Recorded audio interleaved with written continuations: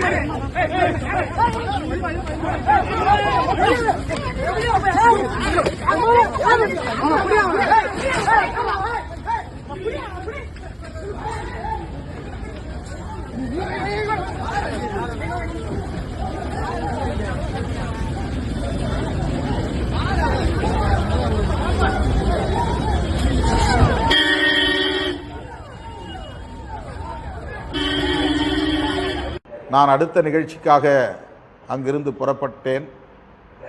கொஞ்ச தூரம் கடந்த நிலையில் மிக மிக அருகில்தான் ஆர்ப்பாட்டம் நடந்த இடத்திலிருந்து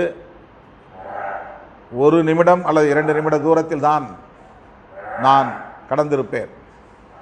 அந்த இடத்திலே எனது வண்டிக்கு முன்னால் இருசக்கர வண்டியில் ஒரு இளைஞர் போய்கொண்டிருந்தார். அவர் நம்முடைய வண்டியை நன்றாக கவனித்து விட்டுத்தான் போகிறார். என் வண்டிக்கு பின்னால் எனக்கு வழக்கமாக வருகிற பாதுகாவலர்கள், காவல்துறையை சார்ந்தவர்கள், எஸ்கார்ட் போலீஸ் என் வண்டிக்கு அருகே வந்து கொண்டிருக்கிறார்கள். வழக்கமாக முன்னால் செல்வார்கள். அப்போது சற்று முன்னதாக எனது வண்டி கிளம்பிவிட்டதால் எனக்கு பின்னால் வந்தார்கள். அந்த இருசக்கர வண்டியில் போன இளைஞர் திடுமென இருசக்கர வண்டியை நிறுத்திவிட்டு எனது வண்டியை நோக்கி வேகமாக முறைத்து கொண்டே வந்தார். ஏதோ சத்தம் போட்டார். நான் நமது வண்டியை நிறுத்த வேண்டாம், நீங்கள் வலதுபுறமாக ஏறி வண்டியை முன்னே எடுத்து செல்லுங்கள் என்று சொன்னேன். அப்படி செல்ல முடியாதவாறு அவர் முன்னாலே வண்டியை நிறுத்திவிட்டு நம்முடைய வண்டியை நோக்கி கைகளை ஓங்கி அசைத்து கொண்டே வந்தார். இதை பார்த்த எஸ்கார்ட் போலீஸ் என் பின்னால் வந்தவர்கள் அவர் ஏதோ வம்பிழுக்கிறார் என்பதை உணர்ந்து காரிலிருந்து இறங்கி வேகமாக எனது காரை கடந்து சென்று அந்த இளைஞரை தள்ளி செல்லுங்கள், ஒரு ஓரமாக நில்லுங்கள் என்று கேட்டுக்கொண்டார்கள். ஆனால் அவர் எஸ்கார்ட் போலீஸை பார்த்தும் கூட அந்த வண்டியில் நான் அமர்ந்திருக்கிறேன் என்பதை பார்த்தும் கூட வேண்டுமென்றே வம்பு இழுக்கிற மனநிலையில் நின்று கொண்டு ஏதேதோ கைகளை ஆட்டி அசைத்து பேசி கொண்டிருந்தார். நமது கட்சியை சார்ந்த முன்னணி தோழர்கள் அந்த இடத்திலே வந்ததும் கொஞ்சம் ஓரமாக தள்ளி நில்லுங்கள் என்று கேட்டதும் அவர்களிடமும் அவர் முறைத்து பேசியிருக்கிறார், வேகமாக பேசியிருக்கிறார். இந்த நிலையில்தான் காவல்துறையினரும் இயக்கத் தோழர்களும் அவரை முன்னே போங்கள் அல்லது இடது பக்கமாக நில்லுங்கள் என்று தள்ளுகிற போது தள்ளுமுள்ளு ஆகியிருக்கிறது.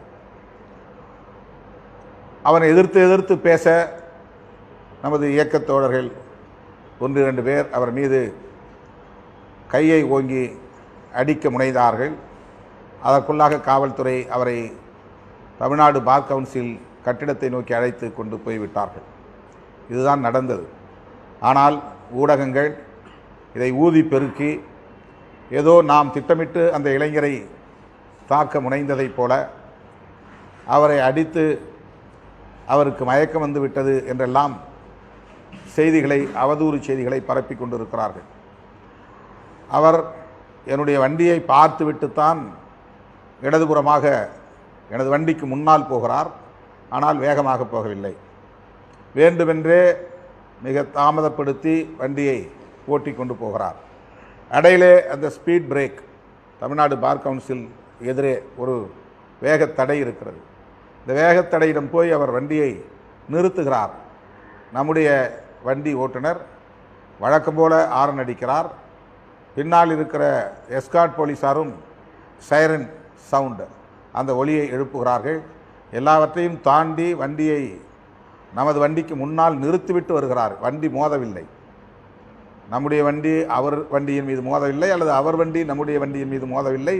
அப்படி விபத்து என்று சொல்லத்தக்க வகையில் எதுவும் நடக்கவில்லை. ஆனால் சிலர் விபத்து என்கிறார்கள், சிலர் நம்முடைய காரில் அவருடைய வண்டியில் நம்முடைய கார் போய் மோதியது என்கிறார்கள். இது எல்லாம் அப்பட்டமான தவறான தகவல்கள். அண்ணாமலை போன்றவர்கள் வரிந்து கட்டி கொண்டு உடனே இதற்கு வக்காலத்து வாங்கி நமக்கு எதிரான கருத்துக்களை பரப்புகிறார்கள். இந்த சங்கிகள் திரிபுவாதம் செய்வதிலே உலகத்திலேயே முதலிடத்தை பிடிக்கக்கூடியவர்கள். எல்லாவற்றிலும் திரிபுவாதம்தான். பொய் செய்திகளை பரப்புவது, அவதூறுகளை பரப்புவது, வதந்திகளை பரப்புவது, குழப்பங்களை ஏற்படுத்துவது, சமூக பதற்றங்களை உருவாக்குவது, இதுதான் அவர்களின் அரசியலே. அப்படித்தான் இந்த விவகாரத்திலும். உடனே நான் அங்கிருந்த தோழரிடத்தில் அந்த பிரச்சனையை அப்படியே விட்டுவிடுங்கள், அந்த பகுதியை சார்ந்த பூக்கடை பகுதியை சார்ந்த துணை ஆணையர் டெப்டி கமிஷனர் என்னை தொலைபேசியில் தொடர்பு கொண்டார். விடுதலை சிறுத்தைகள் இங்கே சில பேர் சாலை மறியலில் ஈடுபடுகிறார்கள், அவர்களிடத்தில் நீங்கள் எடுத்துச் சொல்லுங்கள் என்று கேட்டுக்கொண்டார். உடனே நான் வழக்குரைஞர் ரஜினிகாந்த் அவர்களை தொடர்பு கொண்டு பேசி, அந்த தம்பி எந்த நோக்கத்திலே வந்து பிரச்சனை செய்தாலும் பரவாயில்லை, அதை விட்டு விடுங்கள், பிரச்சனையை பெருசாக்க வேண்டாம், அவர் என்ன நோக்கத்தில் செய்தாலும் அது அவருக்கு உரியது, அதை நாம் பொருட்படுத்த வேண்டாம் என்று சொல்லி அவர்கள் அங்கிருந்து நம்முடைய தோழர்கள் கலைந்து விட்டார்கள். ஆனால் இதை திட்டமிட்டே நமக்கு எதிராக பரப்புகிறார்கள். சில தொலைக்காட்சிகள், சமூக ஊடகங்கள், வழக்கம் போல நம் மீது அவதூறு பரப்பக்கூடிய முக்கியமான தொலைக்காட்சிகள், அதுதான் அவர்களுக்கு வேலையே. அந்த தொலைக்காட்சியில் யார் யார் என்று உங்களுக்கு தெரியும். இதை இப்படி ஊதி பெருக்கி திசை திருப்ப முயற்சிக்கிறார்கள் இயக்கத்தோழர்கள். அதை பொருட்படுத்த வேண்டாம், அதை கடந்து செல்ல வேண்டும் என்று நான் கேட்டுக்கொள்கிறேன். தேர்தல் நெருங்க நெருங்க நம்மை சீண்டுவார்கள், நாம் மிகுந்த எச்சரிக்கையாக இருக்க வேண்டும். நம்மை ஒரு கருவியாக்கி தமிழக அரசியலை குழப்ப பார்ப்பார்கள், அதற்கு நாம் இடம் தந்து விடக்கூடாது.